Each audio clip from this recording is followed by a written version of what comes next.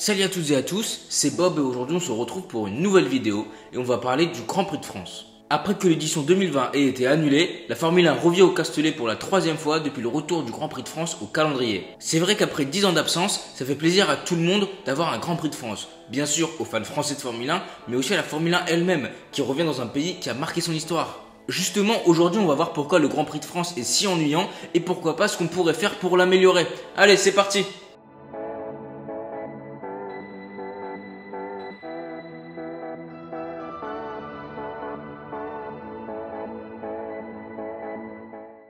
Le souci finalement, c'est que le circuit Paul Ricard n'est pas adapté aux Formule 1 actuelles. Il est top à piloter, top dans d'autres catégories, mais sa conception ne permet pas du spectacle avec les Formule 1 d'aujourd'hui. Tout d'abord, et ça se voit tout de suite, le circuit Paul Ricard a des zones de dégagement énormes et en plus elles sont asphaltées. Ça fait que les pilotes ont de grosses marges d'erreur et on n'a pas l'impression qu'ils sont à la limite. C'est tout de suite moins impressionnant que des circuits à l'ancienne. Et vu le déroulement de cette saison, je suis quasi sûr qu'on aura des soucis avec les limites de piste. Le circuit a donc beaucoup moins de caractère, mais soit, c'est pas si grave par rapport au reste.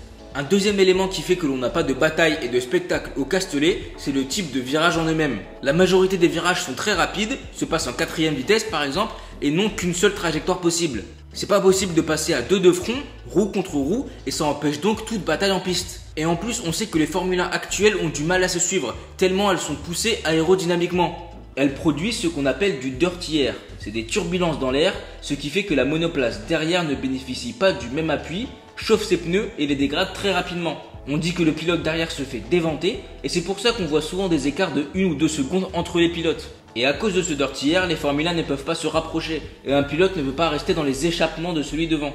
Pour contrer ce dirty air justement, de grandes lignes droites aident beaucoup. Parce que dans une ligne droite, être derrière une monoplace est un avantage. L'inspiration dans une ligne droite permet de considérablement se rapprocher. Sauf qu'au Castellet, les lignes droites ne sont pas assez longues et ne permettent pas aux pilotes de se rapprocher assez pour dépasser. Vu qu'ils partent de plus loin, les lignes droites sont trop courtes pour être assez proches et côte à côte au freinage. Ça nous amène aussi à un autre point et défaut du circuit, en tout cas pour la Formule 1.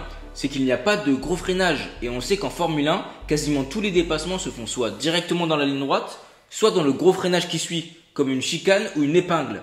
Sauf qu'au Grand Prix de France, le plus gros freinage c'est la chicane, mais les monoplaces passent tout de même avec beaucoup de vitesse, en 4ème vitesse même. C'est donc super compliqué d'aller placer un freinage à la chicane, et vu qu'il y a une seule trajectoire possible, passer côte à côte est très difficile. Donc pour résumer, si le dépassement n'est pas fait directement dans la ligne droite avec le DRS, c'est compliqué d'être assez proche pour dépasser au freinage. Et pour dépasser dans la ligne droite avec le DRS, il faut être assez proche au début. Mais c'est quasiment impossible d'être très proche au début à cause du dirty air. Vous voyez le souci ? Voilà pourquoi on assiste à des courses si ennuyantes au Castellet. J'espère que ce sera mieux ce week-end, mais si c'est mieux, c'est quasiment sûr que ça se fera pas en piste. Après, le tableau n'est pas tout noir. Ce qui est intéressant avec le circuit Paul Ricard, et ça se voit tout de suite d'ailleurs, c'est qu'il y a une vraie marge de manœuvre.